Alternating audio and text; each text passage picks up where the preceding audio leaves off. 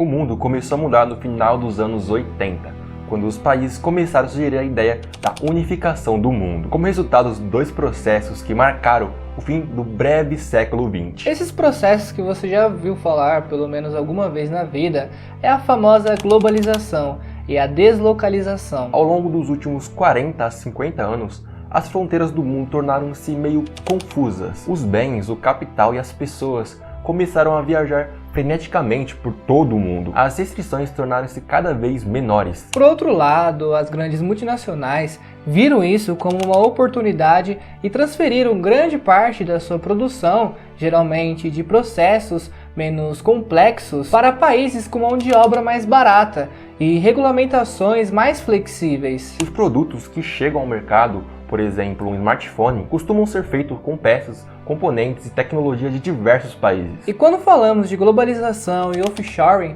ou deslocalização, precisamos falar de um país em particular. Um país que explorou essa nova realidade econômica como nenhum outro, que explorou o máximo disso e cresceu mais e mais, e ficou conhecido como a fábrica do mundo. Depois de ouvir tudo isso, é óbvio que a gente está falando da China. Razões não faltam para que quase 30% de toda a produção industrial do planeta Terra aconteça nesse país. A China tornou-se uma gigantesca potência econômica e industrial, graças a esse sistema econômico. Durante anos e anos, as multinacionais mundiais têm se estabelecido no gigantesco mercado asiático, tanto para produzir como para tentar ganhar uma posição no seu enorme mercado de mais de 1,4 bilhão de potenciais clientes. Só que nos últimos anos, talvez esse processo esteja prestes a desmoronar. Isso porque as tensões comerciais entre China e Estados Unidos têm aumentado de forma constante nos últimos anos. Em 2016, com a chegada de Trump à Casa Branca, essa tensão aumentou ainda mais. Em fevereiro de 2018,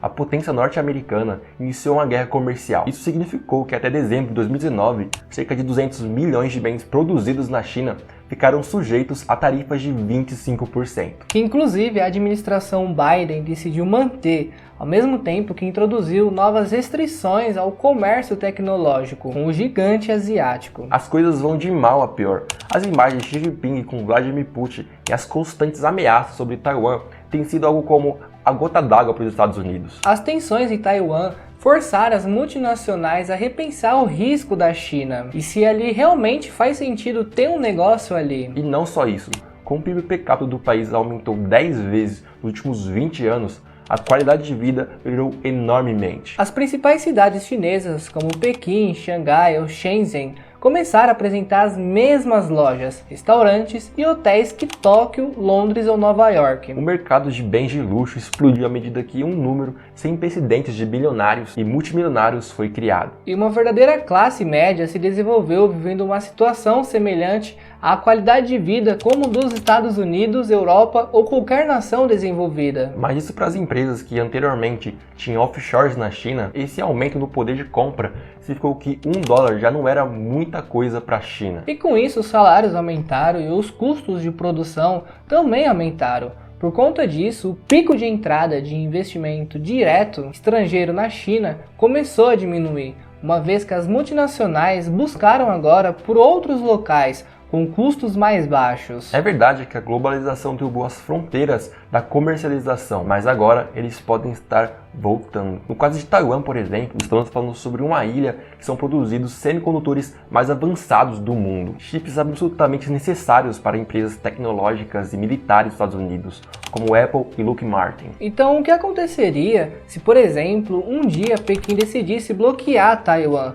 E se a China finalmente decidisse invadir a ilha? A resposta disso é bem óbvio, né? Os Estados Unidos certamente estariam sendo seus maiores fornecedores. Mas essa invasão na mente das pessoas seria quase impossível até 2022, com a invasão russa da Ucrânia, onde mudou tudo. O que antes era considerado impensável, agora é percebido como possível e até provável. Então os Estados Unidos precisam se prevenir. A verdade é que a China está se tornando um país desconfortável para investidores e multinacionais. E assim, embora não possa abandonar esse mercado, cada vez mais empresas estão a considerar seriamente transferir parte das suas produções para fora da China. Na verdade, desde o início da guerra comercial, a China perdeu grande parte do mercado das importações dos Estados Unidos. E não só isso, em contraste com o offshoring tradicional, está agora envolvido com outro conceito de nearshoring, que é o offshore de preferência para países vizinhos. O único problema é justamente a falta de alternativas viáveis. No entanto, para as empresas dos Estados Unidos, existe um país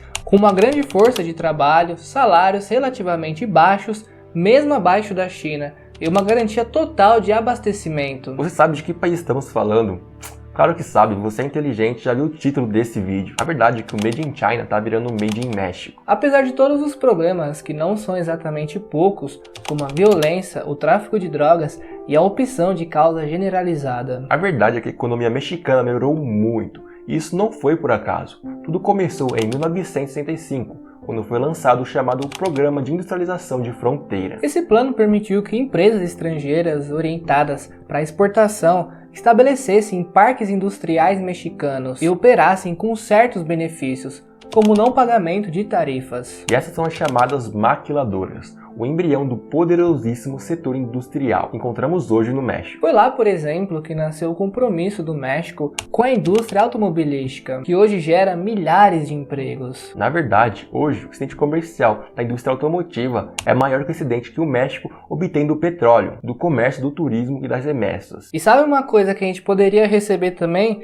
É o seu like e a sua inscrição. Eles são fundamentais para a gente saber se vocês gostam desse tipo de vídeo e a gente trazer mais desse tipo de conteúdo aqui no canal. Então já comenta se você tem alguma outra ideia de vídeo novo pra gente trazer para você obter mais conhecimento ainda. Mas para além do plano de 1965, encontramos outros dois momentos chaves, dois grandes pontos da virada da economia mexicana, que além disso, foram quase consecutivos. A primeira delas ocorreu no início da década de 1980, quando o país decidiu deixar o protecionismo para trás e optar por um novo modelo econômico. Desde então, o país se tornou um dos mais globalizados do mundo, assinando um acordo de livre comércio com mais de 40 países. E o segundo grande ponto foi, obviamente, o acordo de comércio livre com os Estados Unidos e o Canadá. Esse acordo entrou em vigor em 1994. Desde então, as importações mexicanas passaram a representar 12% do PIB para cerca de 83% do PIB em 2021. Hoje o México é um dos grandes produtores de automóveis, peças aeroespaciais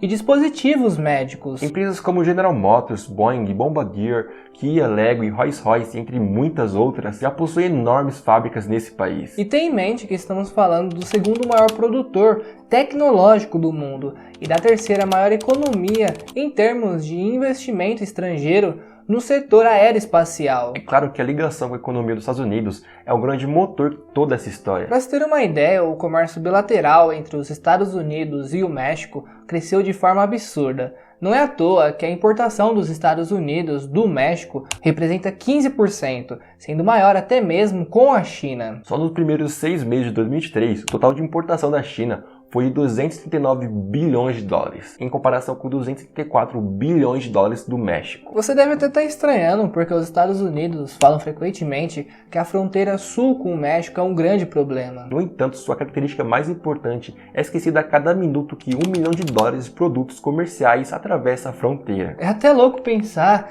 em que muitas grandes empresas norte-americanas se estabeleceram no México para fazer algo muito semelhante ao que outras empresas fazem na China. Só que essencialmente o esquema funciona assim. O design e componentes mais avançados dos Estados Unidos e de países como Japão, Taiwan ou Coreia do Sul são importados e depois no México eles terminam de moldar o produto, montando e depois exportam de volta para o vizinho do norte. Essa é basicamente a ideia inicial. Mas claro que com o passar do tempo, muitas empresas começaram a realizar atividades muito mais complexas também. Isso explica porque esse país precisamente é o maior fornecedor dos Estados Unidos, passando até mesmo a China. E eu tenho certeza que você não sabia disso, mas o México é quase tão importante para os Estados Unidos quanto o Brasil é para a China. Bem, mas vamos pisar um pouco no freio porque melhor ainda está por vir. Se lembra do que dizemos sobre a crise da globalização e a nova tendência de nearshoring? Bem, o México leva melhor aqui. A indústria do México tem muitas vantagens. Por exemplo,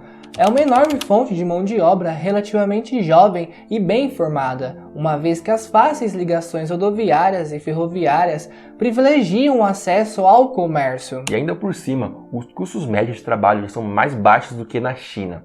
Sim, você ouviu corretamente. E além da fronteira com os Estados Unidos, O México tem acesso tanto ao Oceano Pacífico como ao Oceano Atlântico. Isso significa que tem uma posição privilegiada porque pode facilmente importar componentes da Ásia, dos Estados Unidos e Europa.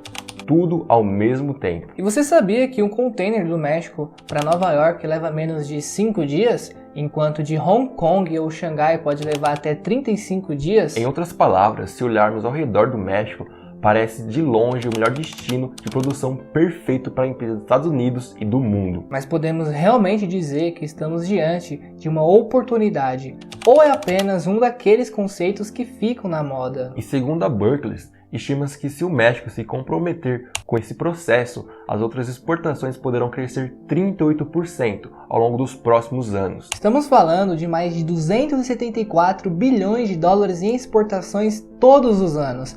É claro que isso significa milhões de empregos e muita riqueza pode gerar no país. Xi Jinping criou uma enorme lacuna no qual o México pode agora aproveitar. Mas calma, porque infelizmente nem tudo é tão otimista. O México parece estar à beira de uma nova era de ouro, se tudo ocorrer bem. Podemos até falar da década mexicana. Nesse momento, a economia desse país poderia facilmente crescer cerca de 5% ou até 6% todos os anos. Contudo, também é possível que a oportunidade acabe sendo perdida ou não aproveitada ao máximo, e é exatamente isso que pode acontecer. As vantagens da economia mexicana parecem muito claras. Só que no final das contas, as coisas parecem não funcionar tão bem, ou pelo menos não tão bem como seria de se esperar. Por exemplo, desde o início da guerra comercial entre os Estados Unidos e a China, a participação do México nas importações dos Estados Unidos praticamente não se alterou, e o declínio da China foi capitalizado principalmente por outros países asiáticos. A maior parte dos ganhos e parcerias foi para a ASEAN, Associação das Nações do Sudeste Asiático. Os dados de penetração das importações dos Estados Unidos não apoiam a visão de que o México tem sido um beneficiário líquido do nearshoring, segundo o relatório do UBS. Para piorar a situação, a economia do México tem sido, nos últimos anos, uma das menos dinâmicas da América Latina. Então, falando de forma muito clara, isto é um grande fracasso político. O maior impedimento para o México desenvolver todo o seu potencial como alternativa à China pode ser o próprio México. Por exemplo, o presidente é hostil ao investimento estrangeiro. Na verdade, uma das suas primeiras decisões foi mudar a Constituição para estatizar empresas no México. Ele dedicou grande parte do investimento público a projetos de rentabilidade tão duvidosa como o principal objetivo de drenagem. Andrés Manuel Lopes não hesitou a encerrar centrais privadas com motivos duvidosos, bloquear os terminais de importações de combustível no porto, suspender novos leilões de exploração de hidrocarbonetos, paralisar novos investimentos privados hidroelétricos, até fazer aprovar uma lei que obriga a rede elétrica a dar prioridades à eletricidade produzida pela CFE, empresa estatal de eletricidade, apesar da sua energia ser mais dispersiosa e poluente. Isso, por exemplo, torna atualmente a eletricidade no México mais cara, uma clara desvantagem para as empresas industriais. Outro exemplo disso seria o México nacionalizar o lítio para estender o poder estatal. Isso ameaça o único projeto significativo de lítio no México, e esses são apenas alguns exemplos de uma dinâmica muito comum no país. Andrés Manuel Lopes não gosta de multinacionais nem de investimentos estrangeiros, então ele se dedica a criar todo tipo de obstáculos para eles. O problema é que todas essas políticas e a enorme incerteza regulatória que Andrés Manuel Lopes está alimentando podem fazer com que o país perca uma oportunidade histórica. E isso tudo no momento em que o crescimento é fraco, a imigração dos mexicanos para os Estados Unidos aumenta cada vez mais. Fora outros fatores que acontecem no país, como a gente já falou aqui no vídeo, que no caso é a violência e a criminalidade no país, que afeta tanto a população nacional como a reputação internacional do país. Acho que podemos ser honestos e dizer que, infelizmente, uma das primeiras coisas que a gente pensa quando lembra do México são aqueles mafiosos concorrentes grandes, Pique e Pablo Escobar. E a culpa disso vem praticamente dos filmes que a gente assiste. E nesse ponto, se essa reputação é merecida ou não,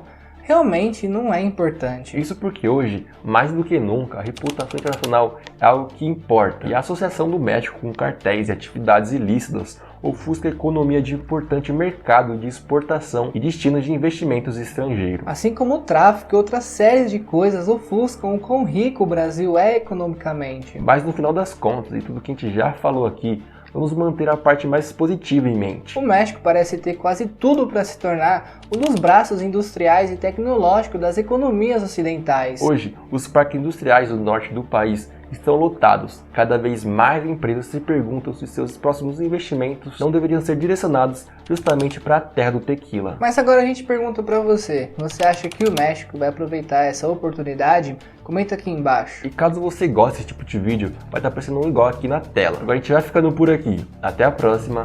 Falou!